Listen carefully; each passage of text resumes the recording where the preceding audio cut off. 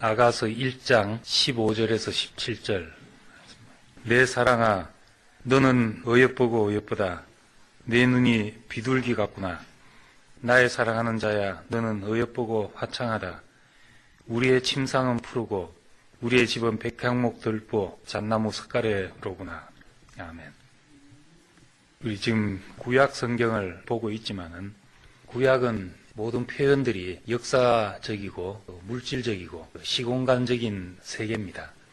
그렇기 때문에 이런 세계 속에서 하나님이 아무리 완전한 무엇을 두신다 하더라도 강한 자에 의해서 유린당할 수밖에 없습니다. 이런 약점을 가지고 있기 때문에 하나님은 인간을 새로운 경륜 안으로 이끄셔서 모든 것이 사람 속에 성취되는 경륜을 열어가셨던 겁니다. 인격 안에 모든 것이 성취되게 되면 누구도 빼앗아갈 수 없는 것이 됩니다. 사탄이라 할지라도 이 복을 가져가자면 십자가를 통하지 않으면 안 되기 때문에 하나님은 왜 사람에게만 복을 주느냐, 이럴 수가 없는 것이 됐습니다. 이것이 우리 눈에는 기이하고 하나님이 하신 일이고 천사까지라도 이 직분을 근무하게 된다, 이렇게 말할 수밖에 없습니다. 그래서 그 아가서를 보면서도 사람 속에 하나님이 이루어놓으신 인격의 아름다움을 구경하고 지나가는 것입니다. 이거를 경험하게 되면은 주님을 만날 때 그를 알아볼 수 있는 사람이 되는 겁니다. 예수의 재림을 기다리지만 언제 어느 때가 중요한 것이 아니라 그가 나타나신 바 되면은 내가 그를 알아볼 수 있냐 하는 것이요. 그리고 아가서를 보면서 하나님이 사랑하시는 사람의 면면, 사람에게 정말 필요했던 인격의 면면들을 경험하면서 주의 오심을 준비하는 사람이 되고 궁극적으로 아멘 주 예수의 어서 오시옵소서 그렇게 기다리는 사람이 되는 것입니다. 오늘 15절에 내 사랑아, 너는 어여쁘고 어여쁘다. 네 눈이 비둘기 같구나, 이렇게 말합니다. 사람은 볼 때 눈부터 보잖아요. 눈이 마주칠 때 감정의 교감이 생기게 됩니다. 주님이 우리 아름다움을 보실 때 첫 번째, 네 눈이 비둘기 눈 같구나, 이렇게 보신다는 겁니다. 옛날에 잊을 수 없는 눈동자가 있는데 추석 때 표를 사느라고 안표상을 만났어요. 표가 없으니까 안표상이 눈치 빠르게 나타나서 표가 필요하냐, 얼마냐 하니까 거의 3배 가까이 값을 부르는데 눈동자가 완전히 비 오는 날 자동차 와이프 움직이듯이 이쪽 끝에서 이쪽 끝까지 왔다 갔다 하는 거예요. 그렇게 정신없는 눈동자를 처음 봤네요.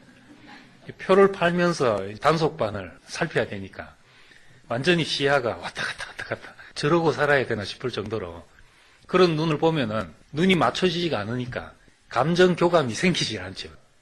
연기자들도 카리스마가 흐르는 눈빛이라는 것은 하나에 집중된 눈빛, 자기 목표와 자기 깊은 관심과 여기에 이제 집중되어 있는 연기자가 되는 겁니다. 복잡한 생각을 하고 있으면 사람이 이제 눈빛부터 달라지게 되죠. 힘이라는 것은 단순함에서 나오는데 말도 그렇습니다. 힘 있는 말은 설명이 필요 없습니다. 성경을 보면 태초에 하나님이 천지를 창조하시느니라. 여기에 대해서 하나님이 왜 창조를 하셔야 됐고 이런 설명이 없고 그냥 선포하는 겁니다. 바울같이 그가 고려하는 것이 내가 살든지 죽든지 내 몸에서 그리스도가 존귀되게 하려 한다. 고려하는 것이 그것밖에 없다. 내가 사는 것이 그리스도니 죽는 것도 유익하다. 한 가지만 고려하고 사니까 세상을 바꿔놓는 사람이 됐던 겁니다. 예수님도 처음부터 끝까지 내 아버지가 일하시니 나도 일한다. 이렇게 한 가지밖에 보이지 않는 사람이 주님이 보실 때 아름다운 사람이고 우리가 봐도 참 순전하구나, 이렇게 보여지게 되는 겁니다. 내 눈이 비둘기 눈 같다. 주밖에 복이 없습니다. 당신이 없으면 내 인생은 아무것도 아닙니다. 목적도 없고 방향도 없고 나부끼는 낙엽처럼 그렇게 쏘다닐 뿐입니다. 당신이 내 인생의 전부입니다. 이런 사람이 주님 앞에 내 사랑아, 어여쁘고 어여쁘다. 네 눈이 비둘기 눈 같구나, 이렇게 하지 않겠냐는 겁니다.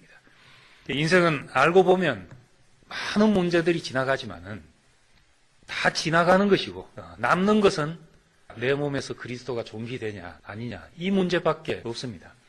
지난 날을 생각해봐도 그때 골치 아픈 일들이 있었잖아요. 그때는 그것이 죽고 살고 하는 문제 같았을지라도 지나고 나니까 가득한 옛날 이야기 같고 내가 또 그런 길을 지나왔구나. 그렇지만 그것이 내 인생을 어떻게 하지 못하는 지나가는 것이고 주밖에 내 인생은 복이 없습니다. 이런 사람은 지나고 나면 열매가 남게 되고 하나님이 찾으시는 것이 남는 사람이 되는 겁니다. 16절에 보면은 내 사랑하는 자야 너는 어여쁘고 화창하다. 화창한 것은 날씨에 표현하는 것인데 기분을 날씨에 표현할 때가 많잖아요. 오늘 우리 아버지 날씨 흐림, 저기압 이렇게 표시할 때가 많습니다. 사람을 볼 때 맑은 하늘을 보는 것처럼 그런 사람이 있고 뭔가 구름이 낀 것처럼 이런 사람을 대할 때도 있습니다. 옆에 있으면 화창한 날씨 같아서 힘이 나고 기분이 좋아지고 맑은 날씨를 대하듯이 그런 사람이 있죠. 어여쁘고 화창하다. 맑게 갠 날씨처럼 그렇게 기분 좋은 사람이 된다. 같이 있으면 기분 좋은 사람이다. 이렇게 되는 게 얼마나 복입니까? 캐나다는 공식적으로 6개월이 겨울인데다가 겨울 내내 거의 흐리는데 봄에 조금만 맑은 날씨 있으면 나와서 전부 우통 벗고 잔디밭에 들어눕고 그러거든요. 늘 맑은 날씨 속에 있는 사람은 모르지만은 화창하다. 이게 정말 기분 좋은 것입니다. 이 세상 사람들은 보면 뭔가 무거운 짐을 가지고 구름 낀 듯한 사람으로 사는 거죠. 만나보면 구름 안 낀 사람이 없습니다. 우리는 어떻게 화창한 사람이 됐는가? 자기 존재에 그 무게감이 없어야 되는 것이잖아요.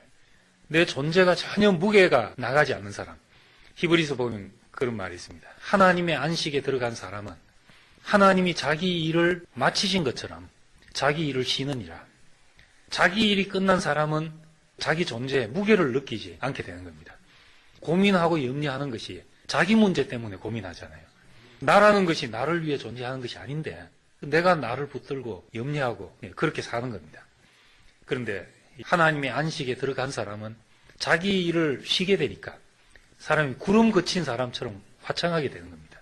근심을 해도 이 사람은 하나님의 뜻대로 하는 것이지 하나님의 뜻대로 하는 근심은 얼마나 간절하게 하며 얼마나 사모하게 하며 얼마나 정결하게 하며 교회의 문제로 하나님의 문제로 근심을 하면 이 근심은 할수록 우리 자신이 정결케 되는 겁니다. 내 문제가 끝난 사람, 내 일이 끝난 사람, 내 정과 욕심과 모든 것이 십자가에 못 박힌 사람, 이런 사람은 대하면 화창하지요.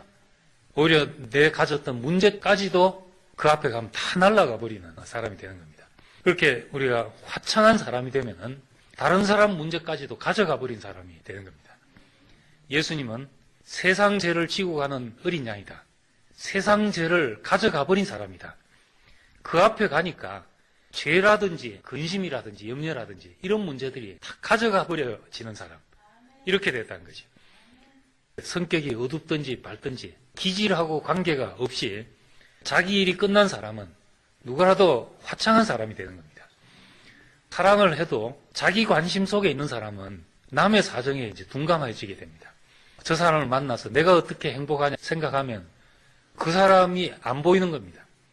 그 사람을 만났을 때 자기는 없고 나만 관심하고 그 보는 사람을 보면 얼마나 기분 좋겠어요. 그 자리에서 우린 사랑에 빠지게 되는 겁니다. 그래서 우리가 주님을 만날 때 그 안으로 내가 깊이 빠져들게 되는 것입니다. 어여쁘고 화창하다. 우리의 침상은 푸르다. 푸르다는 파랗다는 말하고 혼돈되는데 초록빛을 말하잖아요. 초록빛이 색깔 중에 가장 안정된 색이라고 합니다. 눈이 가장 편하고 사람을 안정시키는 색이라서 수술실에 들어가면 의사나 간호사들이 초록색 가운을 입잖아요. 안정된 상태에서 수술을 하기 위해서 초록색 가운을 입습니다. 그래서 이 초록색이 하나님이 사람에게 준 큰 선물 중에 하나다. 인생이 누리는 큰 선물이다. 이렇게 말하는 사람이 있습니다. 하늘 빛깔도 좋지만 하늘은 공허한 것입니다. 땅은 황토색, 이것은 벌거벗음을 상징하죠. 누런색을 오래 보고 있으면 황무지 같은 느낌을 갖게 됩니다.